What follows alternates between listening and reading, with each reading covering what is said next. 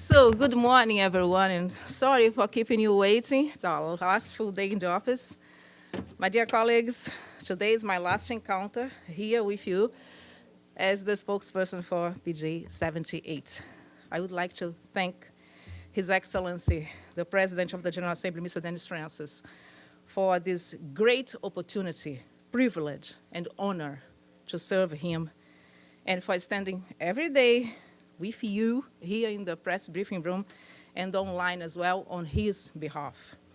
I also want to thank my supervisor, His Excellency Ambassador Colin Keilapili, who is here today, who is the PJ's chef de cabinet. Some of you remember him as a former president of ECOSOC, for his guidance, for his support, hard work.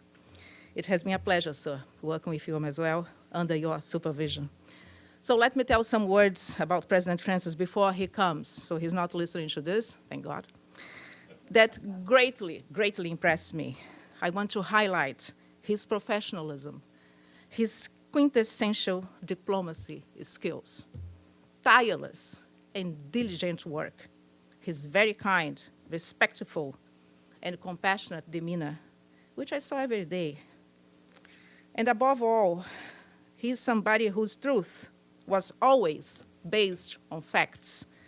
So I would like to thank you and thank him for this opportunity, for his commitment, his true commitment with building a better world for all.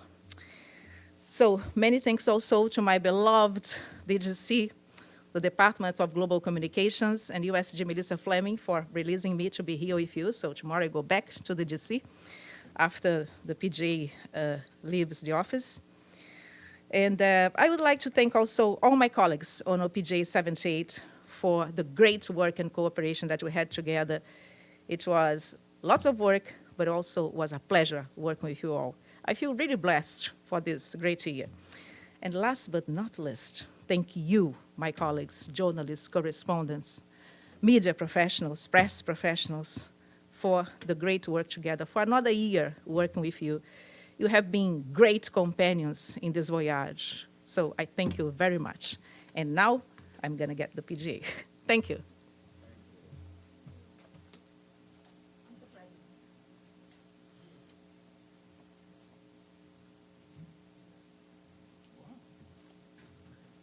Full room.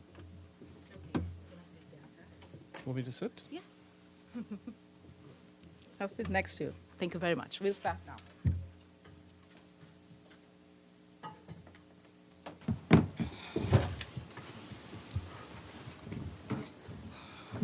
So, Mr. President, without further ado, I would hand over to you. And thank you very much. Good morning, everybody. Good morning, everyone. It is with great pride and humility that I once again welcome you all, this time to my final press conference in the capacity of President of the General Assembly, a role that has been an honor of a lifetime. But as you would be aware, this mandate is finite. It expires. In the instant case, the transfer of authority marking the conclusion of the 78th session is tomorrow morning. I want to take this opportunity to thank you most sincerely, as members of the media fraternity, for your keen interest in the work and activities of my presidency. I will be the first to admit that, as is often the case, one never knows, when stepping into such a role, what to expect in relations with the media. But I was extremely gratified by the accuracy and overall quality of your reporting, and I commend all of you for your fine demonstration of that integrity. Very often I received from my team, including from my spokesperson, Monica, your generally supportive, objective assessments and heartwarming words of encouragement.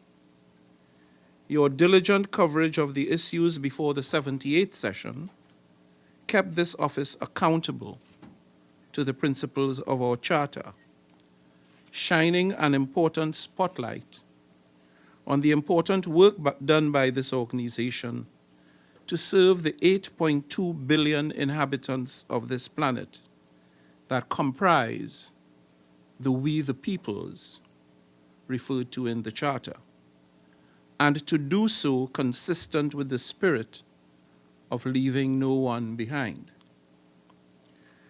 Colleagues, I hope you will agree with me that this has been a truly eventful session, one that began with the adoption of a landmark political declaration at the SDGs summit, which was endorsed by the General Assembly in its first official action of the 78th session, bringing urgency to our efforts to fulfill the SDGs.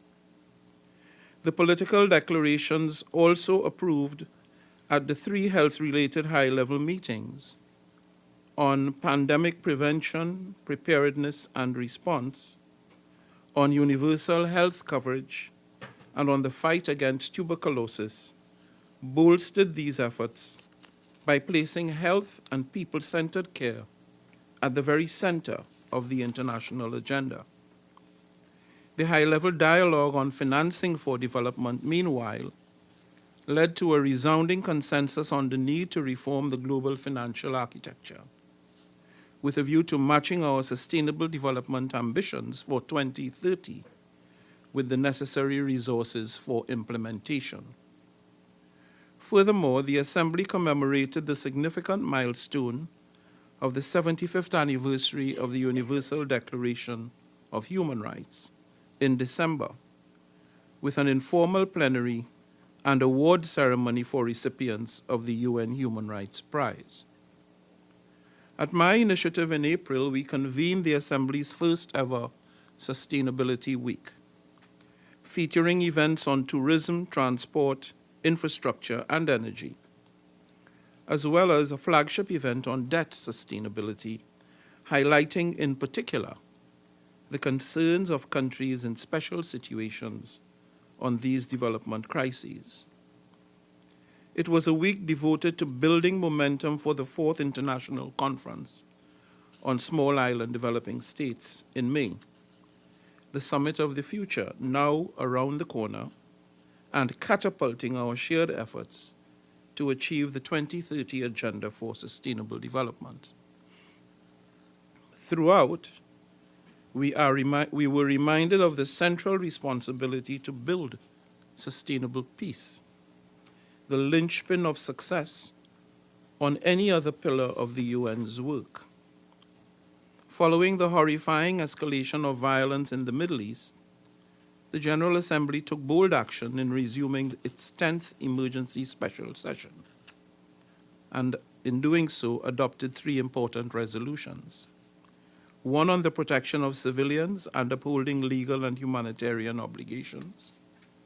Another demanding an immediate ceasefire that all parties comply with their obligations under international law, and the unconditional release of all hostages, as well as humanitarian access. And a third, determining that the state of Palestine is qualified for membership of the United Nations, and recommending that the Security Council consider the matter favorably. These demands by the General Assembly represent the will of the international community.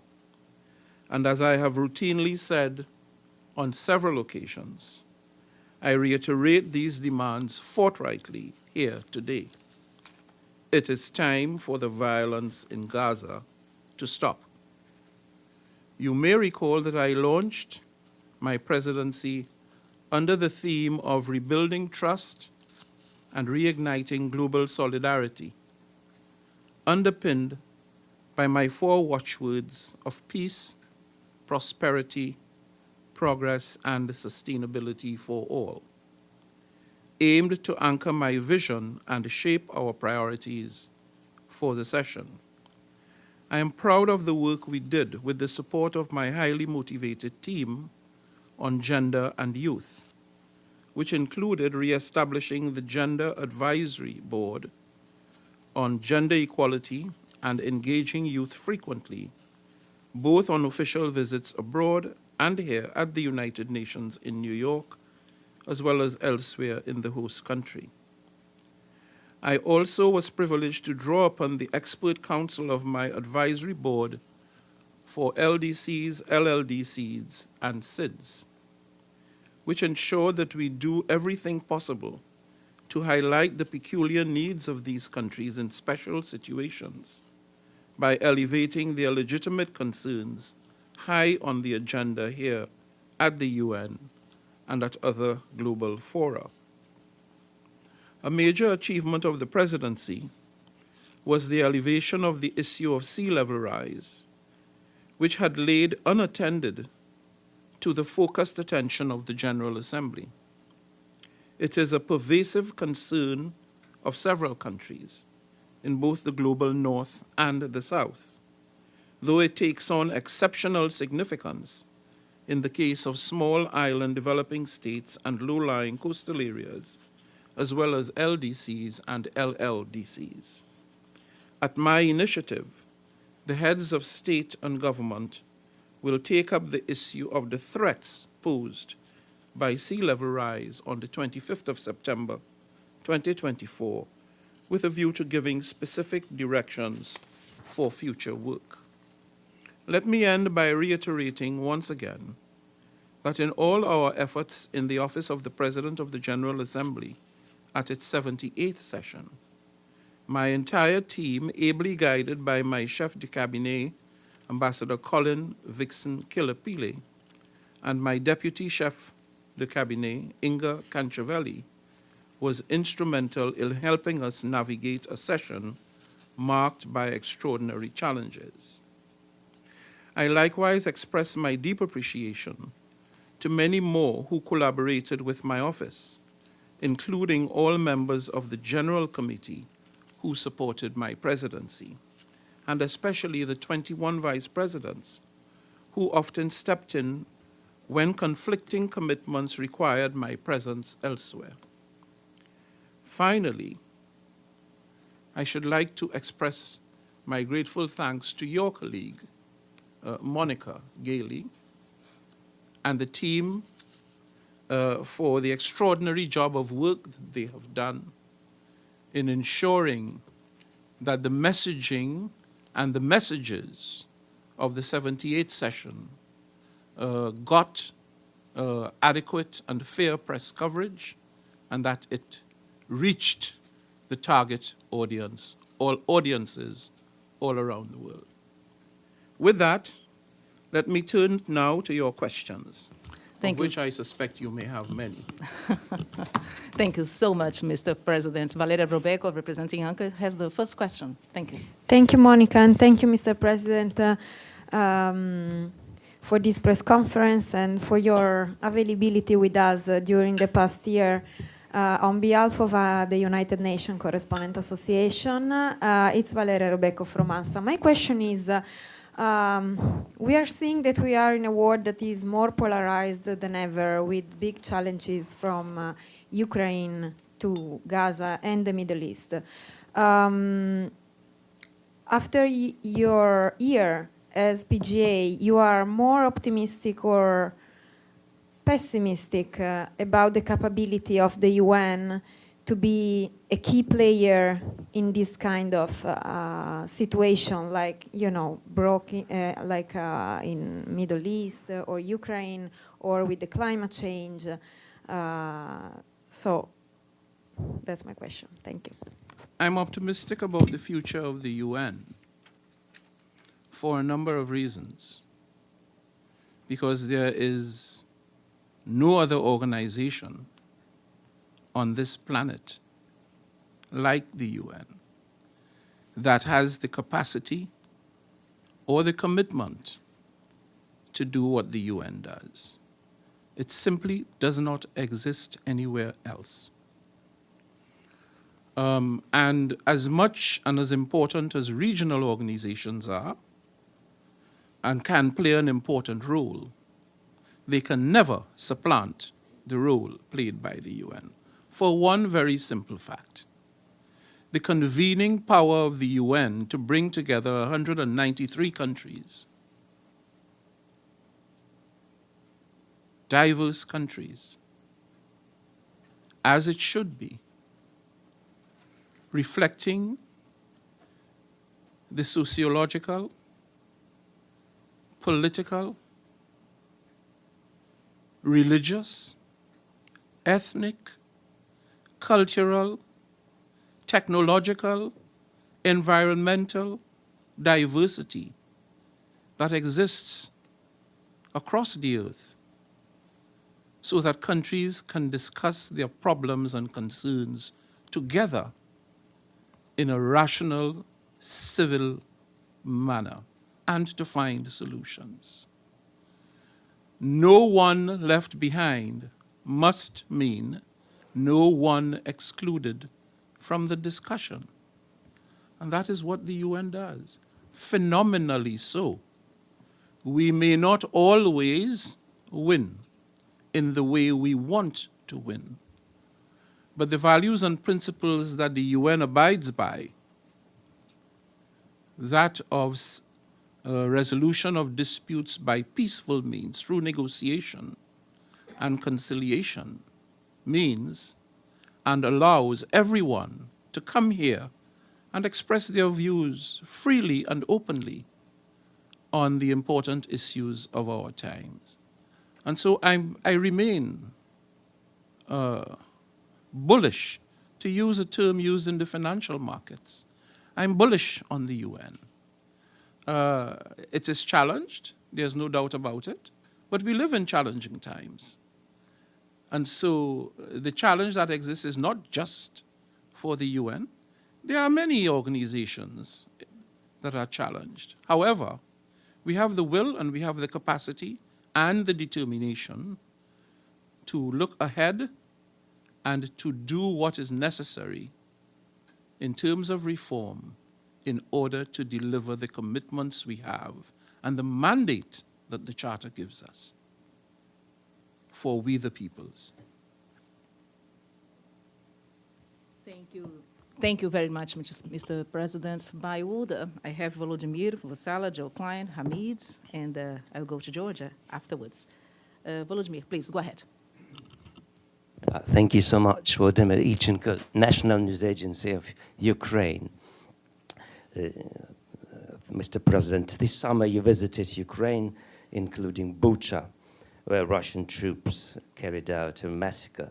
You spoke about this in an interview for my news agency in Kyiv. Do you think the General Assembly has done everything it could to stop Russia's war against Ukraine and force Russia to respect the UN Charter and international law? Thank you. Well, I don't quite know what you mean by, quote unquote, forcing Russia to respect the territorial integrity of Ukraine and international law. The United Nations does not work by force. We work by conviction, based on our values and principles.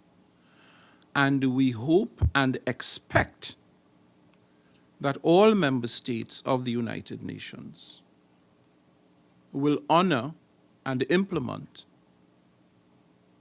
the commitments they accepted upon joining the United Nations, one of which is, of course, respecting the territorial integrity of other states. We continue to hope and expect that the Russians would honor their commitments. But I don't think we have the capacity, nor do we have the mission to force the Russians. The Russians, like Ukraine and like all other 193 member states, are sovereign. They make their own decisions. They make them independently. And we have got to respect the fact that they make them independently. because in the same vein, they must respect the fact that other countries devise their policies independently. I would certainly have hoped that this war would have come to an end already. I've said this variously, and I've said it to senior representatives of the Russian Federation. However, it has not. And in some ways, it has grown. But the situation is as it is. I believe the General Assembly has passed a number of resolutions, strong resolutions, calling upon the Russian Federation to respect the law and to withdraw its forces. I remember myself inserting the word immediately in that resolution. Withdraw immediately, because it ought never to have happened. It constitutes a violation, a fundamental and egregious violation of the international law, which we cannot allow to stand. It is not a good precedent for the system. If other countries decided to follow suit, what would that mean for global peace and security? What would that mean for stability? What would it mean for the global economy and for people's safety and security? So it cannot and must not be allowed to stand. And that is why the General Assembly has passed such strong resolutions about it. Busala? Mr. Dennis Francis, thank you very much for this press briefing. I'm Busala from Azerbaijan News Agency report. So I will remember you not just only high-ranking, distinguished UN officials, also kind and sincere diplomats, and the qualities I believe we need these days in our world more than ever. So I have two questions. First about COP. COP29 scheduled to be held in Baku this November. According to Azerbaijani government, preparations are progressing full swing. Climate change still remains pivotal issue in their agenda. I'm just wondering what is your expectation from Azerbaijani presidency? Second, during your presidency, you visited Azerbaijan. So how do you assess the cooperation between Azerbaijan and UN? Thank you. Well, with respect to COP, the Azerbaijani authorities, I know, are very keen to host a COP that really makes a difference. In fact, they have said to me that they expect that this COP will make significant progress on climate change issues. Though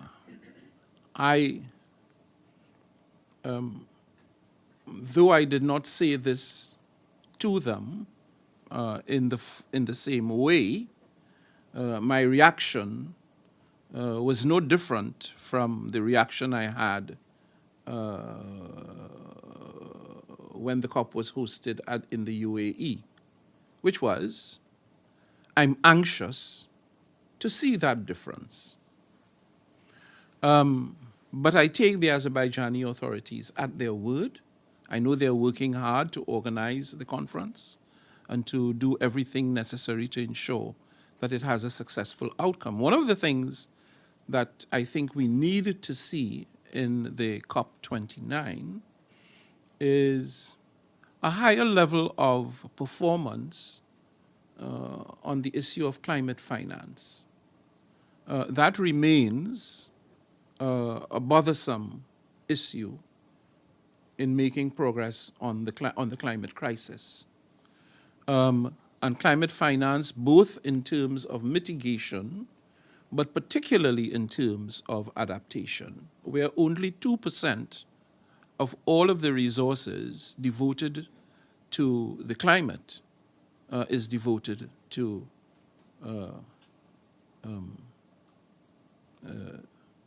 adaptation. It doesn't mean that that we are content with the funding directed to mitigation, we are not. But 2% of the resources devoted to climate change only being to adaptation, it does not send the right signal, because that is where it is in the realm of adaptation that most of the costs will arise. We welcomed last year at COP28 the establishment and initiation of funding of the Loss and Damage Fund. And that was indeed a welcome and step in the right direction. Several countries, I recall the United States, I think some countries in Europe, UAE itself had committed funds to the Loss and Damage Fund. But clearly, that fund is in need of embellishment, significant embellishment, because the losses and the damage continues to rack up on an annual basis, on a yearly basis. We cannot make progress on climate change without the funding required to undertake the reforms that are necessary. And that is a key area of, in which progress needs to be made. Thank you, Mr. President. Before we cross to Joe Klein and Hamid, I would like to say that we are live on UN Web TV and also on UN TV. And many thanks to our colleagues in the Office of the Spokesperson, to the Secretary General, Mr. Antonio Guterres, for their support as well. If you are online, we'll be giving you the microphone in a minute. But first of all, Joe Klein. Thank you. Joseph Klein of Canada Free Press, and thank you, sir, for this briefing. My questions relate to the Global Digital Compact draft that I believe you co-facilitated. And first, paragraph 40 in the draft states that, quote, our goal is a 50% increase in financing for sustainable development data. So given the shortfall in financing for the existing SDG commitments, how realistic is this to expand SDG-related financing commitments? And secondly, there is much discussion in the draft about fostering an inclusive and interoperable, open, safe, and secure digital space. And as noble as this objective is, how realistic is it to achieve in view of increasing cyber attacks, violations of privacy on the internet, misuse of data, and increasing trends pointing in the opposite direction? They're pointing to internet fragmentation. So those are my questions relating to the draft Global Digital Pact. Thank you. Well, let me say in response, first of all, that the question you asked about the SDGs and reconciling the lack of funding on SDGs with the expectation or the hope that funding on the other areas, such as the climate, would not be impacted, seems to give the impression, on the face of it, that we're talking about the same money. I do not believe that we are talking about the same money. The job of work to be done in supporting development in the global south, where development has been in deficit beginning from the period of decolonization in the 1960s. I'm sure that you can remember that in the 1960s, this very United Nations declared that decade to be the decade of development. Here we are in 2024 discussing an agenda for the same development. So I do not accept that it is the same pot of money or that it is there ought to be some weighing up between whether resources are devoted to improving the conditions of life in which human beings live in the global south, and in some places in the global north, for that matter, with what happens to the climate, with funding for the climate. Because, for example, whereas it might be true that living conditions and standards of welfare and well-being are different, certainly much more sophisticated in the global north than they are in the global south, the climate crisis affects and impacts does not stop at the border. We know that. So these are problems that on their own merit the attention and swift action to correct on the part of the entire international community. That is why the principle has been and remains that all countries must make a contribution. No one is saying the burden of, the issue of burden sharing is one that is to be shared by all members of the international community, both in terms of climate action and in terms of SDG development. So I think it is a question really of commitment. Commitment on the part of those who may have the capacity to act consistent with the pledges that have been made.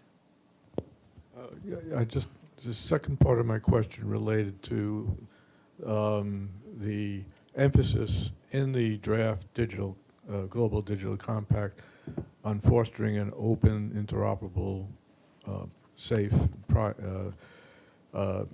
digital space globally. Yes. And my question is, as noble as that objective is, how realistic is it, in your view, to achieve, given trends in the opposite direction, invasions of privacy, cyber attacks, increasing trends of fragmentation of the internet? Well, there is no doubt that, let me put it this way. That is a standard to which we aspire, an open, transparent, etc., digital space. It is akin to the very same posture that the international community had with the internet. I used to attend those meetings on governance of the internet. And the debate, a raging debate, took place then, as it is taking place now, about to what extent should there be intervention in regulating and overseeing the internet. So it's a standard to which we aspire, and I'm very confident that it is the right standard. Now, in its implementation, one could not credibly ignore or overlook the fact that we have among us those with malicious intent who would use the digital space to undermine governments, undermine the private companies, undermine international political stability. And so there will have to be, inevitably, there will have to be some arrangements made to deal with those episodes. But that, in my view, ought not to ought not to undermine the overall objective of minimizing the extent to which state intervention becomes a reality in the governance of the digital space. Thank you. We go to Abdel Hamid and Georgia and Ahmed, and I have you in the back. Okay. Thank you, Monica. Thank you, Mr. President. My name is Abdul Hamid Sayam. I want to thank you for having access to your office to do an interview with my paper first. And sir, I want to ask you two questions, related questions. First, it's 11 months since the war in Gaza started, 11 months of your presidency. So an average of 3,500 Palestinians were murdered during this presidency. So your office represents a high morality place. You are on the top of a global parliament that represents the whole world. So wouldn't it been a good gesture if you went to the border of Gaza and stood there and said something in sympathy with those being killed day in and day out? 14,000 children had been killed. That's one question. And second, when you leave the UN in the future and you write your memoir, I hope you will write it soon. So what are you going to write about this war that happened almost entirely during your presidency? Thank you, sir. Well, let me start at the end where I've not made a decision as of now to write my memoirs on this issue. I may well write my memoirs, but it might not include the presidency. You can be sure, though, if I do, I will write it truthfully. And to your first question, I attempted to go to Gaza many times and was advised, not just by UN security, but by key players in the region, that it was not the right moment for a number of reasons. It was never my wish and would not be my wish to go to the border of Rafah and look over almost as if I would be looking at a monument or some historical feature, to engage in tourism. It was my desire to go into and to witness for myself what the people of Gaza were living through. I never had the opportunity to do that, and it's regrettable, because I was always very conscious that those people needed all of the help and support that they could get. So I did the next best thing that I could do: use my platform and pulpit to draw attention to what was taking place there, and to insist that international law and international humanitarian law be honored by all the players. Not because the Vienna Conventions speak loudly. We do not lose our humanity or our human rights simply because a war is taking place. We don't. And so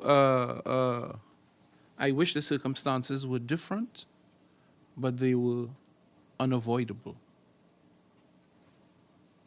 Thank you, Mr. President. We go to Georgia. I have you. Okay, go ahead, Georgia, please. Thank you. Secretary General is currently focusing on the ongoing efforts intending to find common ground between the Turkish Cypriots and Greek Cypriots in Cyprus, assisted by his personal envoy, Mrs. Olgin Koyar. How does the General Assembly encourage the two parts, and do you believe that this time there will be a positive outcome? Thank you. I certainly hope so. This situation has gone on, as you know, for a very long time, since 1974, I believe. I fully support the Secretary General in his good office's efforts to bring this situation to an end. And the General Assembly has passed resolutions, as you know. So perhaps this time around, we will make meaningful progress, I hope. Ahmad, go ahead, please. Thanks. Thank you, Mr. President. Ahmed Fathi, ATN News. At the outset, I wish to thank you for your continuous availability, to thank your team, the PGA 78 team, whether on camera, off camera, digitally. The staff has been really wonderful and great team to work with.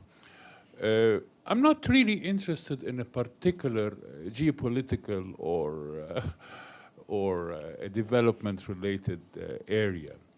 I'm more interested to ask you, and you being a scientist, what was your overall takeouts and the highlights, let's say the top 3 to 5 areas that you think that the presidency have made a difference during your, under your leadership? And what are the top 3 areas that you are moving over to your successor, who's going to assume the post tomorrow? And did you have any advice for your successor to prepare him before he embarks on this great journey, I think, professionally and on the humanitarian side as well? Thank you. Mr. President. That's several questions.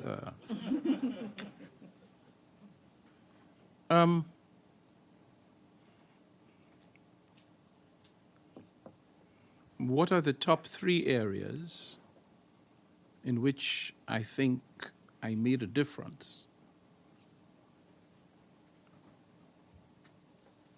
Well,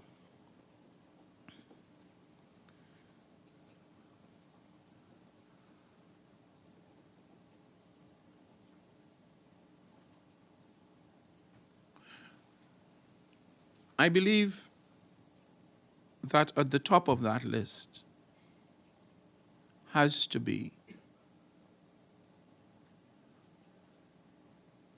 in the role and function and the image, I think, of the General Assembly as acting perhaps more robustly and forthrightly than it did before. I'll share with you an excerpt from an email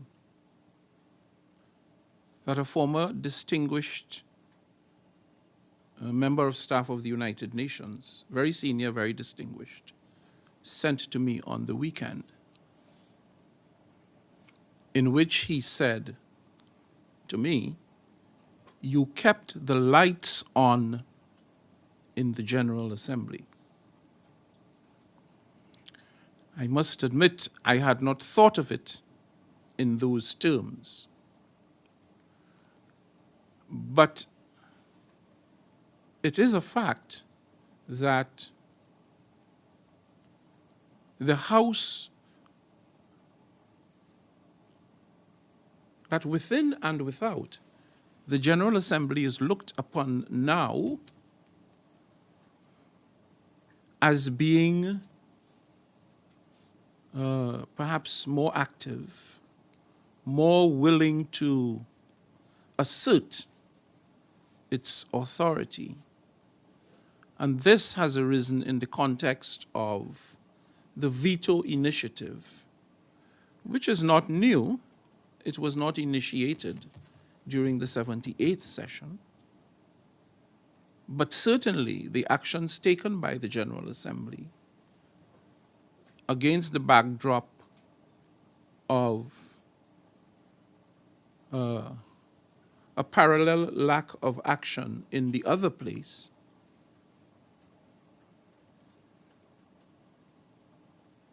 caught the attention of the general public. There is now an increased expectation that the General Assembly can and should take up matters of international peace and security, and that this is not the exclusive preserve of the Security Council. Well, the Charter assigns residual powers to the General Assembly. And so the General Assembly is keen now to ensure that it exercises its powers to the fullest extent possible under the Charter. That is why, for example, for the first time in many, many years, the General Assembly took the decision to send back the report of the Security Council, the annual report, to send it back to the Council, because the General Assembly was dissatisfied with the contents of the report. It was too short on details. And the General Assembly took the view that merely forwarding a form report in order to fulfill the legal requirement for there to be a report was quite unsatisfactory. So we returned the report to the Security Council and actually convened an informal plenary to discuss the contents of the report and made clear recommendations regarding the areas in which we wanted to see, to have additional information. That is the kind of buoyancy, perhaps is the word, that now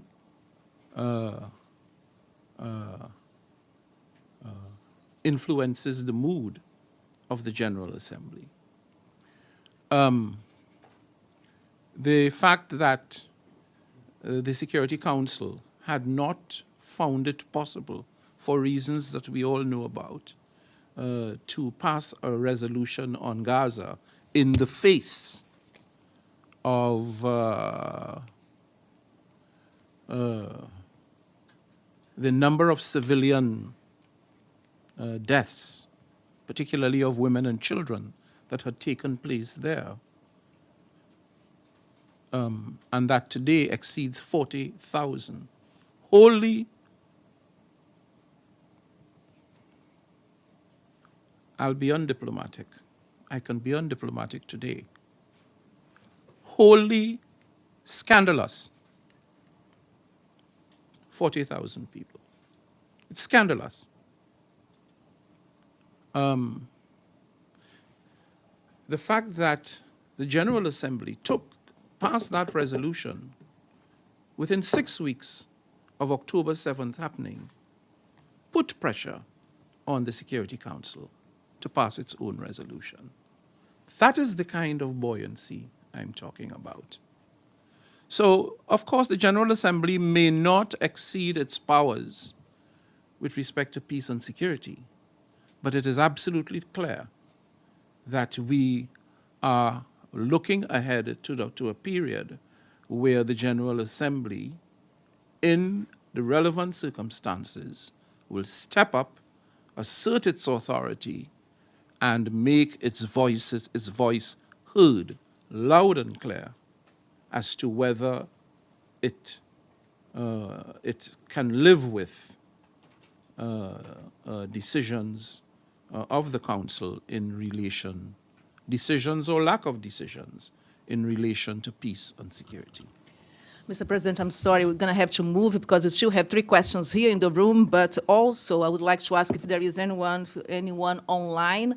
And yes, okay, we have Iftikhar there. Okay, we're going to get you the microphone as well.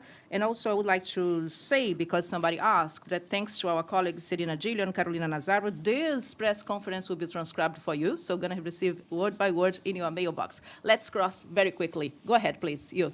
Yes, go ahead, thanks. My name is Jerry Kao for the China Central Television.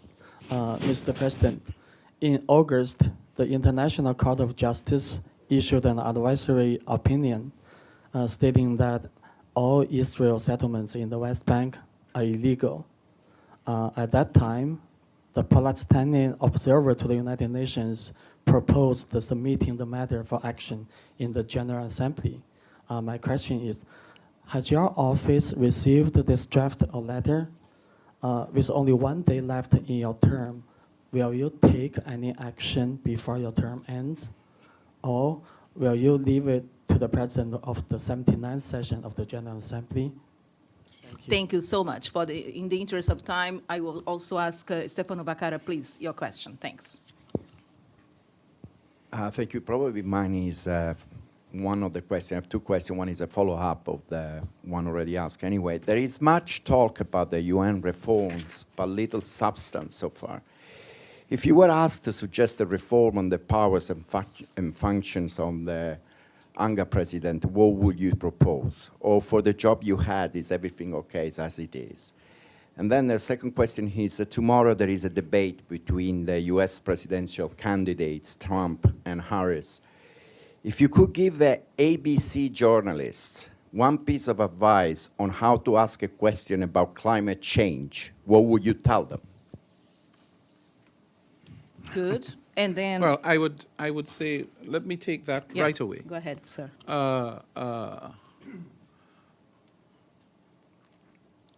My response to that question, the last part of that question, is in fact not a response at all. Because I think that not being a journalist myself, not having had any sort of preparation, either in communications or journalism, I know better than to suggest to a professional journalist what they should ask and how they should ask it. They are free to ask, as I have come here to you, you're free to ask whatever your interest is and to pose it in whatever way you like. The first part of the question UN reforms. Dealt with UN reforms. Now, UN reform is an ongoing process. We've had the IGN,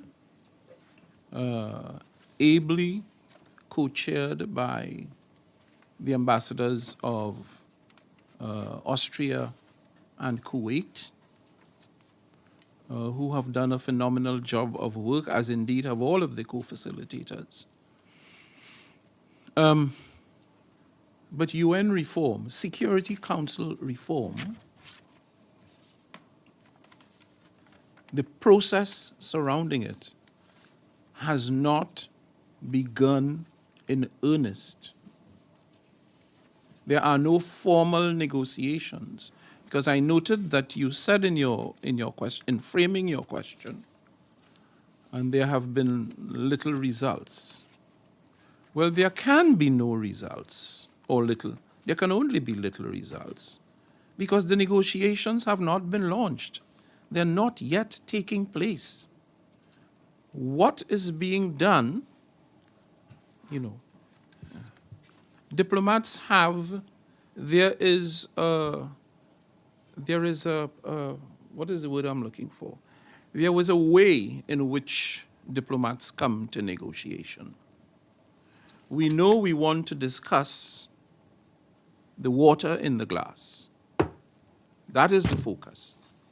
But we don't just jump to the focus. We will discuss the glass. the type of glass. We will discuss the specific gravity of the water against the surface of the glass.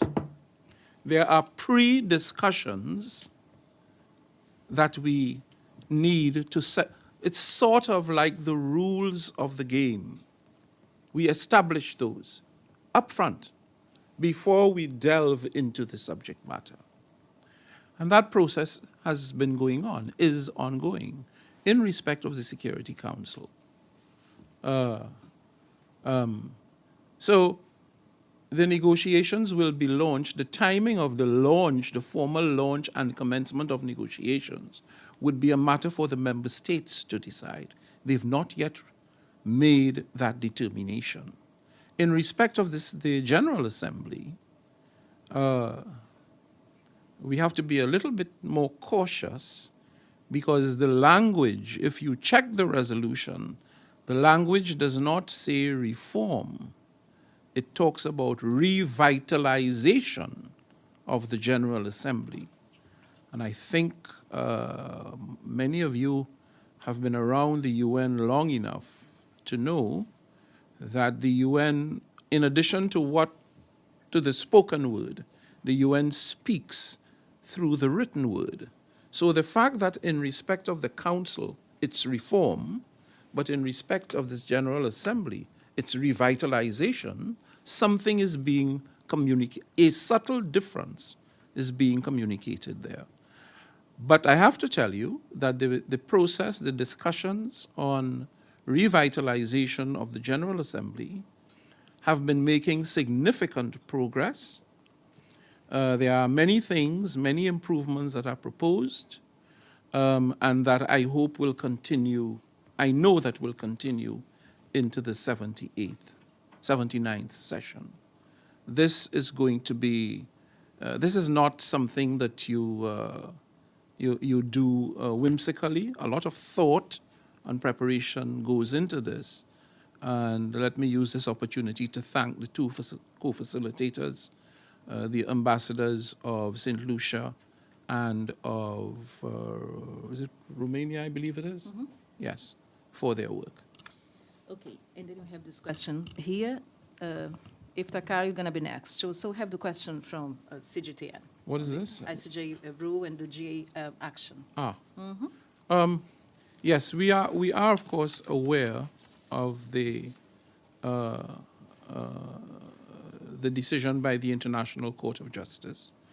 The ICJ, of course, is the highest court. It's the UN court. We fully respect the decisions of the court. We have not received a letter to that effect during my presidency. I expect it will come sometime during the 79th session, and so it will be for the presidency of the 79th to deal with it. Good. We're going to move to our two last questions very quickly. I don't want to have any trouble with Stefan Dujarric because he has to be here soon. So, Iftikhar online, and then Jamil Shadi, the last question here. Iftikhar, please go ahead. Thank you, Monica, and thank you, Mr. President. Wishing you success in what you do in future.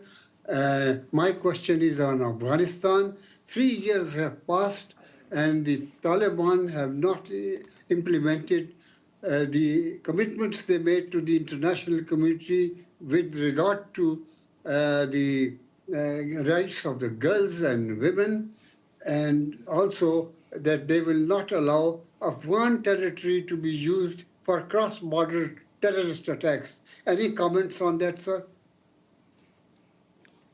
Thank you for the question. I've spoken on this issue in the past variously about the need for the Taliban to revisit its policy and to change its policy regarding the education of girls in that country. To start with, in fact,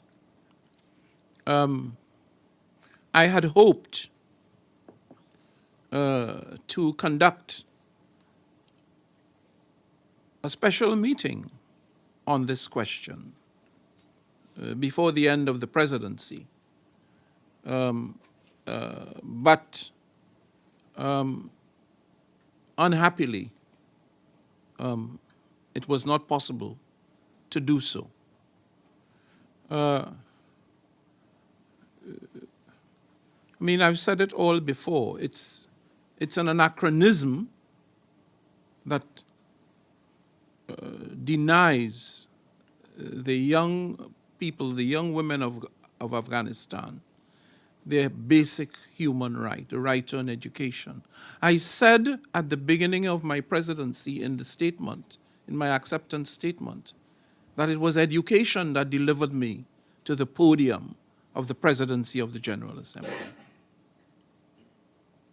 And I still feel that way today. It will never change. Education is the great liberator and equalizer. And all human beings upon this planet have a right to it. It is a fundamental right that everyone must enjoy.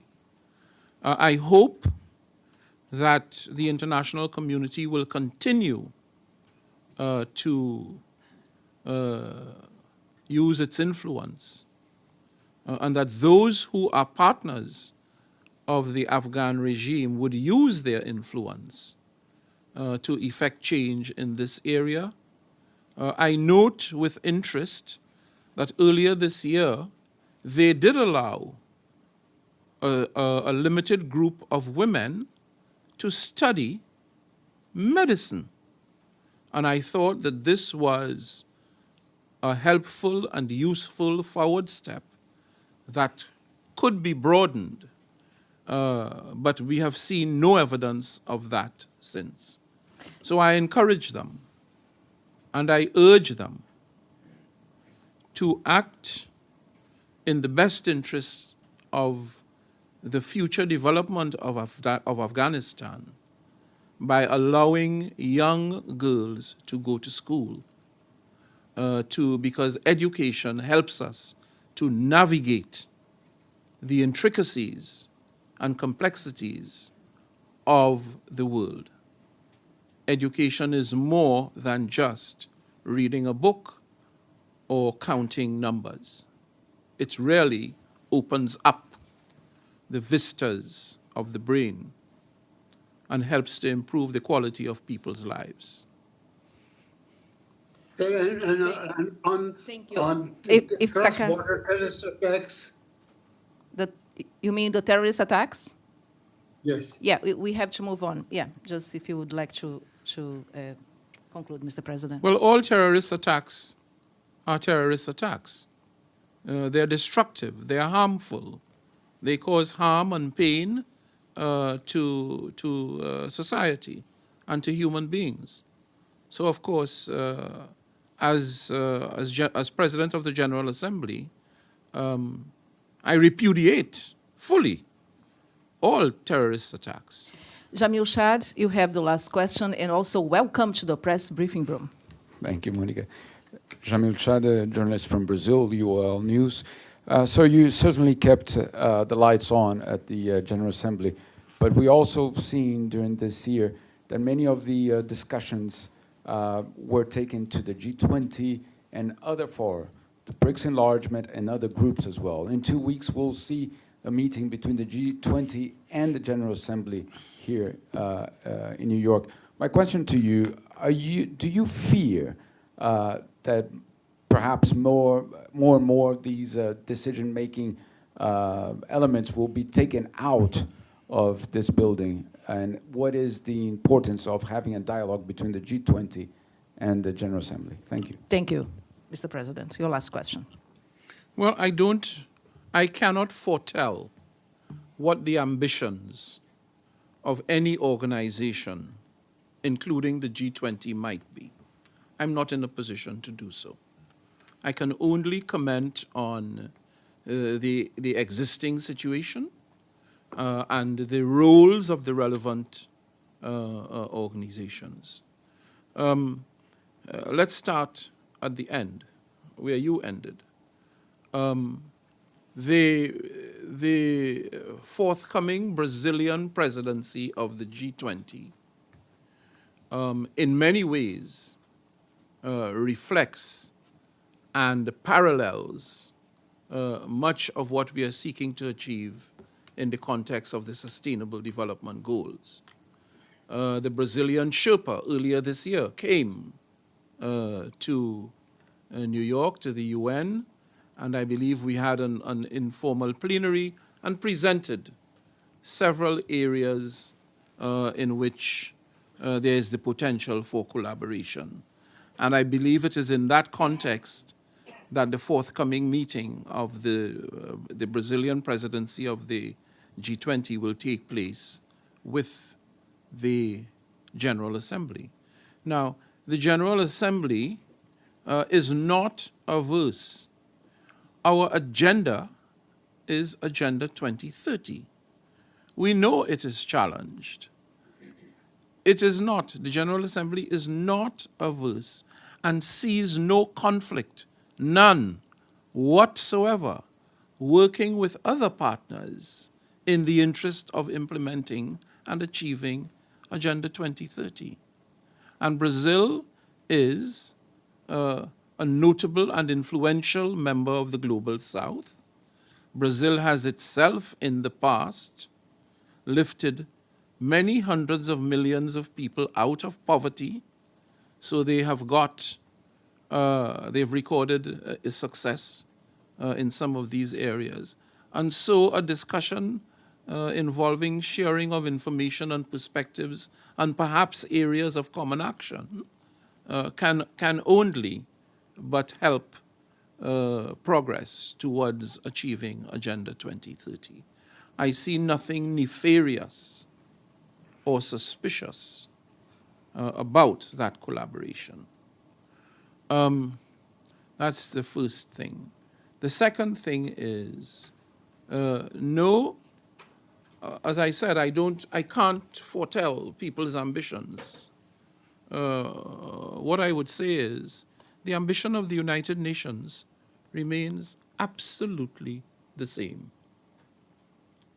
to serve the international community as best it can, to achieve peace and security, to achieve development, and to ensure the progress and observation, the adherence to human rights. That's our core. That is our brand. It is not going to change at all. We are faithful to those values and principles because we believe in them, and we believe that they are as relevant and as powerful today as they ever were. So, whatever ambitions may exist, I do not foresee that there is going to be, certainly in my lifetime, the departure of any of the key issues from this forum to anywhere else. As I said, we are the only ones that bring 193 countries, more or less, to the table. And the fact that they keep coming, consider this. This is a very important evidentiary point. The fact that they keep coming year in, year out, is testimony of the faith that the international community still has in the power and potential and promise of the United Nations. Are we done? Yes, I think that concludes. Thank you all very much Thank for you your very time. much, Mr. President. Thank you. Thank you.